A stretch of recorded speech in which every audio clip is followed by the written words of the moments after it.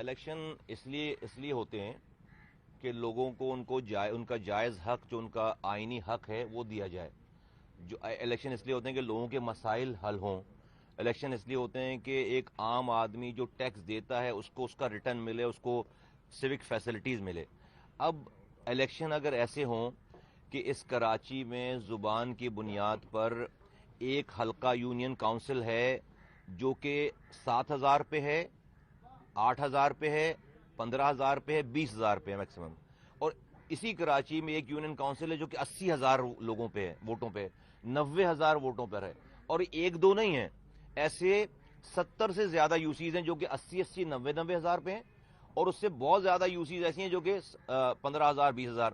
اب ایشو یہ ہے کہ ہر یونین کونسل کے یو سی کے چیئرمین کو جب جیتے گا وہ, تو اس کو 5 لاکھ روپے اس علاقے کے ووٹر کے لیے مینٹیننس کے لیے ملیں گے. اب امیجن کرو کہ 5 لاکھ روپے 15,000 لوگوں کے لیے اور 5 لاکھ روپے جو 90,000 لوگوں کے لیے, تو انصاف کی بات تو نہیں ہوئی نا.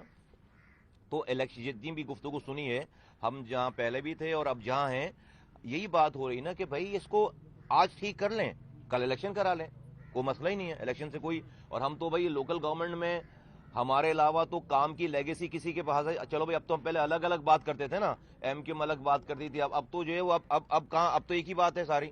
تو بھائی کام آخری دفعہ کام تو ہمارے ہاتھوں سے ہوا ہے, ہمارا ہوا ہے. اس کے بعد تو جو لوگ آج کلیم کر رہے ہیں انہوں نے تو کسی کو کام کرتے ہوئے دیکھا ہے, خود تھوڑی کیا کام. یہ تو اسی طرح ہے بھائی کہ آپ کسی ہسپتال میں کسی سرجن کو آپریشن کرتے ہوئے دیکھو, اور آپ جو ہے وہ اکاؤنٹنٹ ہو, آپ 5 سالوں کے بعد بولو دیکھیں اب آج کے بعد سے میں آپریشن شروع کر دوں گا, تو مریض کو دے گا اپنے حوالے کرے گا, کسی کو نہیں کرے گا. تو میں وہ آدمی ہوں جس کے ہاتھوں سے اللہ تعالیٰ نے آخری دفعہ یہ کراچی بنایا تھا, زندہ لوگوں میں تو میں ہوں الحمدللہ. تو ہم یہ بنا سکتے ہیں دوبارہ کراچی, سب کو پتہ ہے, ہمارے دشمن بھی مانتے ہیں اور ہمارے دوست بھی مانتے ہیں. دوسری بات یہ ہے کہ دیکھیں اتنی پولرائزیشن ہو گئی ہے ملک کو اس وقت, جو ہے وہ اس بحران سے نکالنے کے لیے اختلاف کی نہیں اتحاد کی ضرورت ہے. ہم نے بھی جو کام ہم سوچ نہیں سکتے تھے کبھی, جو بات ہم سوچ نہیں سکتے تھے کبھی, وہ آج ہم کر رہے ہیں نا وہ ساری چیزیں. اسی طرح تمام پاکستان میں لوگوں کو میچورٹی کا مظاہرہ کرنا چاہیے.